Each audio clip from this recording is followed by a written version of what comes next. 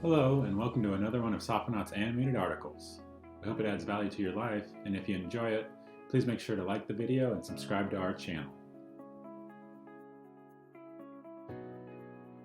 When watching a commercial, have you ever found yourself thinking, what kind of chumps would fall for these marketing tactics?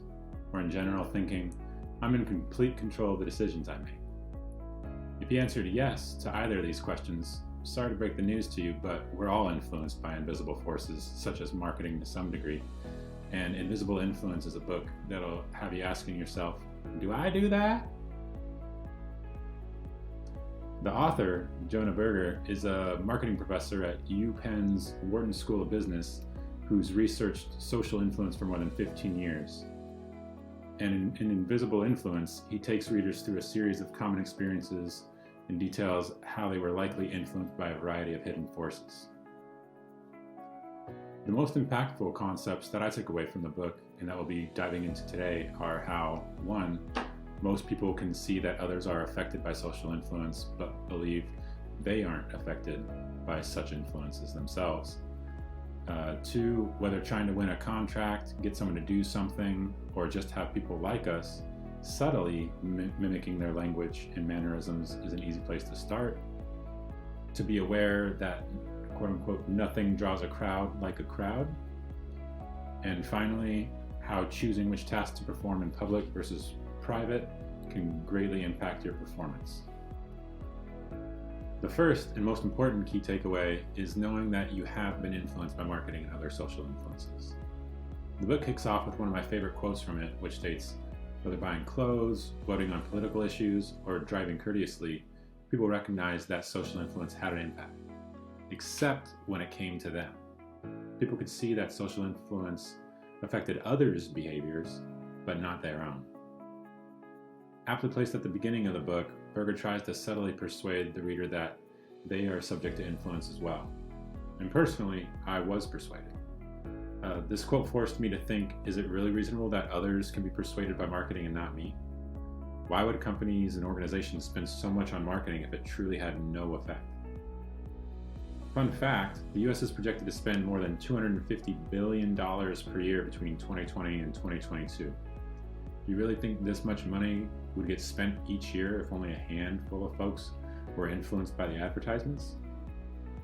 In any case, I found it reasonable to accept that we're all influenced by both these visible and hidden forces, if for no other reason than to allow myself to learn how I might be getting influenced and to take back control of my decision-making power. One of the ways you likely have been influenced or have been influencing others is through subtle mimicry. Detailing the results of a negotiation exercise, Berger mentions that people who mimicked their negotiation partner were 5 times as likely to find a successful outcome, while almost no one who didn't mimic their partner found an acceptable agreement. People who subtly imitated their counterpart reached a deal 2/3 of the time. You've likely witnessed this effect many times before without knowing exactly what was going on. While having dinner with friends, you may have reached for your glass to take a drink and noticed almost immediately afterward your friends unconsciously do the same. While almost unnoticeable to the untrained eye, this is one of the many unconscious signals that demonstrates affinity between people and can be used to the advantage of those aware of the effect. For example, those who employ mimicry in an artful manner can gain the favor of their interviewer during an interview, help them sell more product in a retail environment, and as previously mentioned, improve the outcome of negotiation. Mimicry is a very powerful tool when used appropriately. It is important to note, though, that being obvious or overusing it will have the opposite of the desired effect, as the person being mimicked may find it awkward or, if they're aware of your intention, conniving. As with most interpersonal skills, balance is key in choosing when and when not to employ mimicry. Another key tool in the influencer's toolbox is showing how many people support something. Imagine that you've never seen a video from this channel before, but you saw that it had been reviewed by only 24 people with an average rating of 4 stars.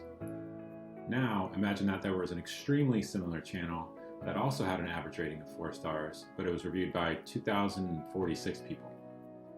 Which one would you go to first? Regardless of how you answer, odds are that you would choose the site with more reviews. Similarly, people often go to the pizza place everyone talks about when planning their trip to New York City, or watch the more popular videos on YouTube even when there are equally as good or better pizzas and videos out there. Chances are that you've heard of this before by the name of groupthink or mob mentality, and Berger details layers of the concept that may be less familiar. One of the main layers of logic supporting this concept is that providing information about others' choices has a big impact on the choice the new individual is currently making. Have you ever been in a classroom or a meeting where the presenter asked for a show of hands if you supported their most recent statement? Now think of a time when you disagreed with the presenter, but the majority of others raised their hands. Most likely, you either raised your hand with them or didn't raise it when being asked who votes in the opposite direction. A great example Berger shares is the research sociologist Matthew Salganik performed regarding how people would react to very obscure songs if presented in random order with no additional information versus in order of how many people had downloaded the song. As you might expect at this point, being presented with what other listeners downloaded or liked resulted in the subsequent users downloading the same songs more frequently than those not presented with a download count. An additional layer to this research of how crowds draw crowds is the order in which options are presented. In order to better control his experiment, Salganik created 8 different study groups in which all groups started with 0 downloads, and the groups of subjects in one group were indistinguishable from others in terms of genre preference.